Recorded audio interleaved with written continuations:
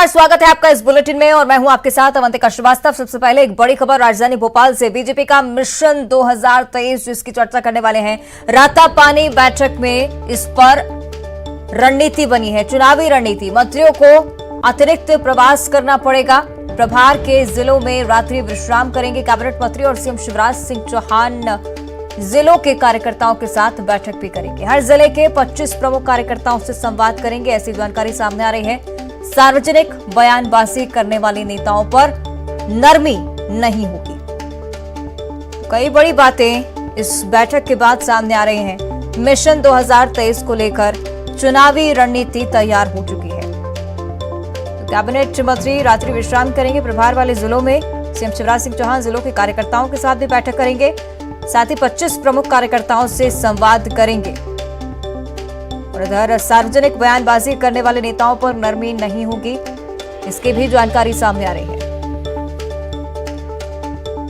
तो रातापानी में बीते दिनों एक महत्वपूर्ण बैठक हुई। इसके बाद चुनावी रणनीति 2023 को लेकर बीजेपी की क्या कुछ है, इन बड़ी बातों के जरिए समझा जा सकता है। किस तरह से बूथ पर फोकस करने की तैयारी, जमीनी स्तर तक कार्यकर्ताओं से संवाद का कार्यक्रम सीएम शिवराज सिंह चौहान का। प्रभार के जिलों में रात्रि विश्राम करेंगे कैबिनेट मंत्री और मंत्रियों को अतिरिक्त प्रवास भी करना पड़ेगा।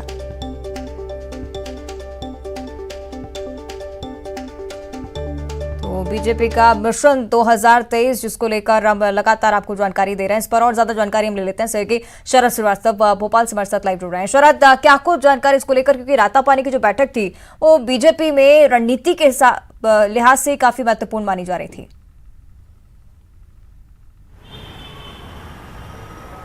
बिल्कुल ठीक कहा है आपने, और उसी रणनीति के तहत बीजेपी ने कुछ प्रमुख एजेंडों पर जो काम है वो शुरू करने की तैयारी कर दी है। बड़ी बैठक रातापानी में बीजेपी की हुई थी अभी एक दिन पहले ही, और उस बैठक में जो कुछ तय किया गया है उसमें से एक जो बात निकल के सामने आई है वो ये भी है कि जो प्रभार के ज़िले हैं, जिन जिन मंत्रियों के पास में ये तय किया गया है, जो सूत्रों के मुताबिक जानकारी है बैठक में, कि प्रभार के ज़िलों में जो मंत्री हैं वो अभी तो दौरे करते ही हैं, लेकिन वहां जाकर उन्हें रात्रि विश्राम भी करना पड़ेगा।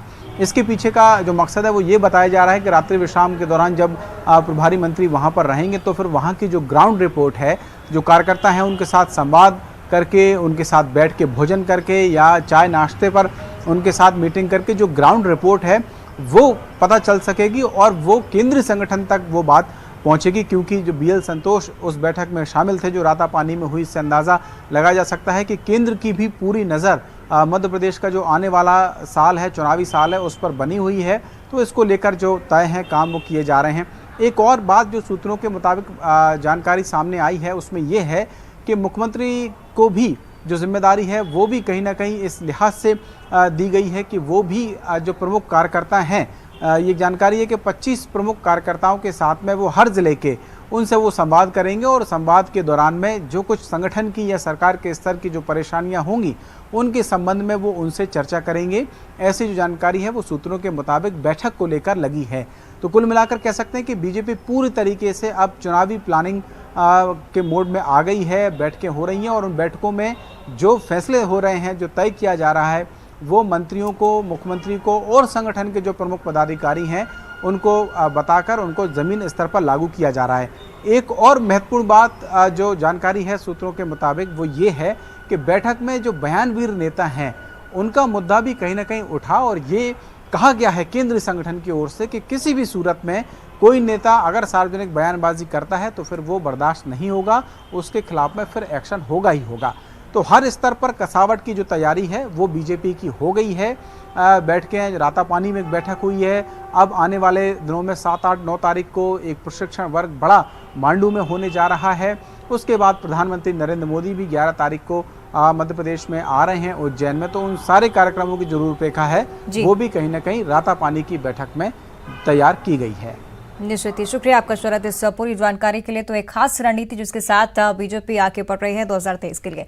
आगे बढ़ते हैं, अंबिकापुर से एक बड़ी खबर है। डबल मर्डर से सनसनी फैली हुई है। जंगल में महिला और घर में पति की लाश बरामद की गई है। 1.5 साल के मासूम की हालत गंभीर बताई जा रही है। बच्चा मेडिकल कॉलेज में भर्ती कराया गया है।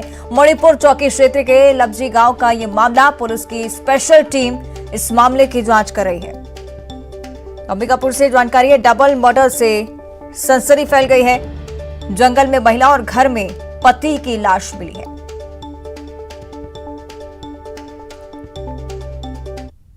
आज सुबह थौर गांव मणिपुर चौकी अंतर्गत आशाराम यादव इनकी अपने घर में जो है बॉडी मृतक रूप में मिलने की सूचना प्राप्त हुई है। उसी के बाद में एक दूसरी खबर प्राप्त हुई थी जो उदयपुर थाना अंतर्गत जंगल में उर्मिला यादव एक महिला की बॉडी मिली थी और इनिशियल इन्वेस्टिगेशन में सामने आ रहा है ये दोनों पति पत्नी थे, जिसमें एक बॉडी हमें थौर गांव में और एक उदयपुर थाना अंतर्गत जंगल क्षेत्र में प्राप्त हुई है।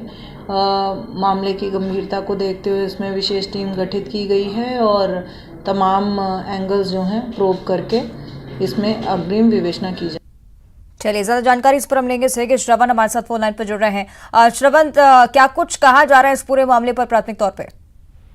देखिए, शहर में डबल मर्डर का मामला सामने आया है, जिसमें जो लबजी थोर गांव है वहां का मामला है। वहां पे एक पति का शव मिला है और जबकि पत्नी का शव लखनपुर थाना क्षेत्र के मुटकी जंगल में मिला था।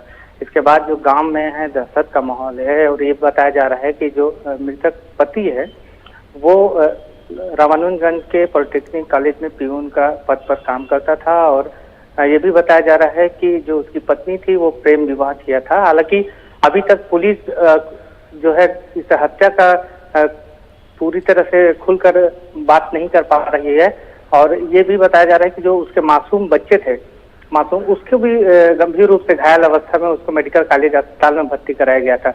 और आठ पड़ोस से जब हमने बात की तो उनका कहना था कि रोजाना की तरह ये लोग शाम को 6 से 7 बजे खाना वाना खाकर सो रहे थे और जब सुबह उसका घर के दरवाजा नहीं खुला और उदयपुर थाना में पत्नी की शव मिली और उसके पता करते करते जब पुलिस उस गांव लबजी थोर में पहुंची तब लहूलुहान हालत में पति का शव भी घर में था और ठीक है, बच्चे की जांच के बाद ही मामला साफ हो पाएगा। शुक्रिया आपका श्रवण इस जानकारी के लिए। और अब श्योपुर से बड़ी खबर है। ट्रैक्टर ट्रॉली पलटने से मजदूर की मौत हो चुकी है। मजदूरों को लेकर ट्रैक्टर ट्रॉली जा रही थी और हादसे में 7 से ज्यादा मजदूर घायल हुए हैं। घायलों का जिला अस्पताल में इलाज चल रहा है। श्योपुर सवाई माधोपुर हाईवे की एक घटना है। श्योपुर से बड़ी जानकारी, ट्रैक्टर ट्रॉली पलटी और यहां पर एक मजदूर की मौत हो गई है। 7 से ज्यादा मजदूर घायल अवस्था में है। अस्पताल में इलाज के लिए उन्हें भर्ती कराया गया है। मौके से तस्वीरें हैं। मजदूरों को लेकर ट्रैक्टर ट्रॉली जा रही थी, उसी दौरान हादसे का शिकार हो गई।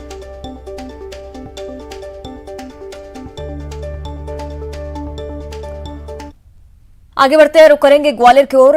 ऊर्जा मंत्री प्रद्युम्न सिंह तोमर एक्शन मोड में नजर आ रहे हैं। खराब सड़कों का निरीक्षण करने के लिए ऊर्जा मंत्री निकले। फूलबाग से सेवा नगर तक की सड़कों का हाल देखा। जल भराव और खराब सड़कों पर फटकार भी लगाई है। ऊर्जा मंत्री ने कहा है कि खराब हाल के लिए अफसर माफी मांगे।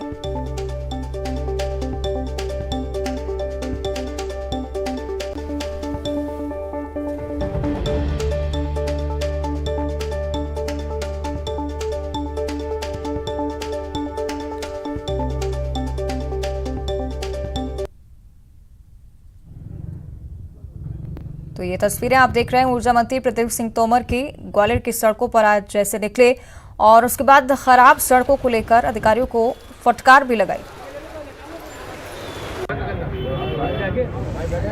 ये आपको आदेश दे रहे हैं, कल काम चालू कर रहे हैं। ज्यादा चर्चा इस पर हम करेंगे। सहयोगी सुशील हमारे साथ फोन लाइन पर जुड़ रहे हैं। सुशील, एक बात का जिक्र करना बहुत ज्यादा जरूरी है कि प्रद्युम्न सिंह तोमर इस तरह से पहले भी निकल चुके हैं और निश्चित ही जब इस तरह के मामले सामने आते हैं तो प्रद्युम्न सिंह तोमर खुद भी काफी सतर्कता बरतते हैं।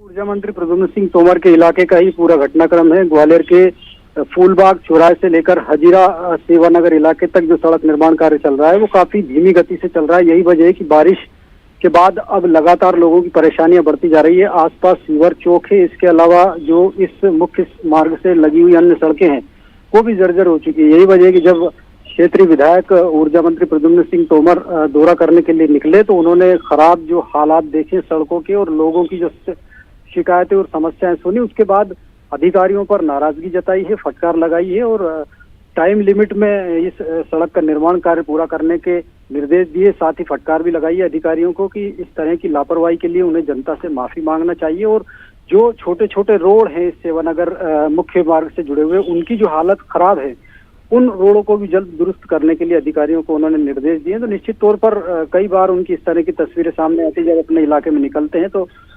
लापरवाही देखकर अफसरों को फटकार लगाते हैं। निश्चित ही सुशील, इस तरह की तस्वीर एक बार फिर से सामने आई है जहां ऊर्जा मंत्री एक्शन मोड में नजर आए हैं। शुक्रिया आपका इस पूरी जानकारी के लिए।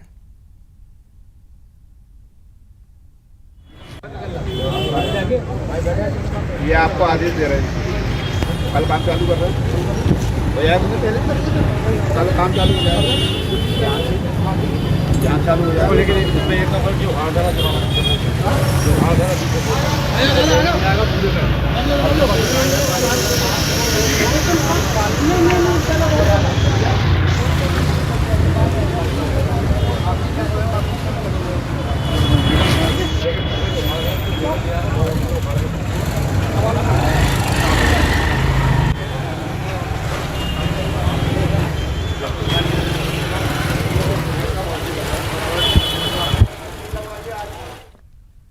और इधर राजधानी रायपुर के WRS कॉलोनी में रावण दहन के पहले रावण के पुतले को सजाया संवारा जा रहा है। 111 फीट के रावण के पुतले को तैयार किया जा रहा है।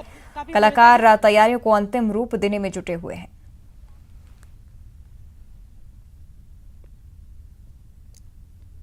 राजधानी रायपुर के WRS कॉलोनी में दशहरे की तैयारियां अंतिम चरणों पर है। आप देख सकते हैं कि ये जो रावण है उसका पुतला तैयार किया गया है और 111 फीट के जो रावण का जो पुतला है वो इस बार जलाया जाएगा WRS कॉलोनी में। और आप देख सकते हैं कि तैयारियां लगातार चालू है और 80-80 फीट के मेघनाथ और कुंभकर्ण के पुतले जलाए जाएंगे।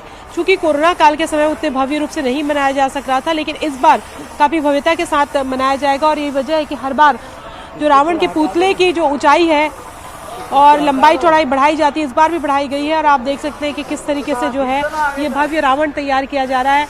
दशानन यानी कि जिसके 10 सिर थे, आप देख सकते हैं कि किस तरीके से रंग रोगन किया जा रहा है, रावण का श्रृंगार किया जा रहा है एक तरह से कह सकते हैं। और ये भी अपने आप में काफी आकर्षक होता है इसे देखना कि किस तरीके से जो है इतनी भव्य कितना भव्य पुतला तैयार किया जाता है। गांव के महापौर जो है हमारे नगर निगम के, उनका बहुत बड़ा सहयोग है।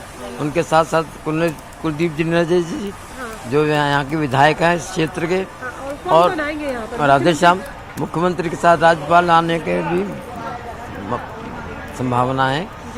हाँ, हर साल आते हैं। और हम जितने भी हमारे शासन के अधिकारी हैं मंत्री हैं, सब आते हैं। लाखों की संख्या में लोग इकट्ठे होते हैं।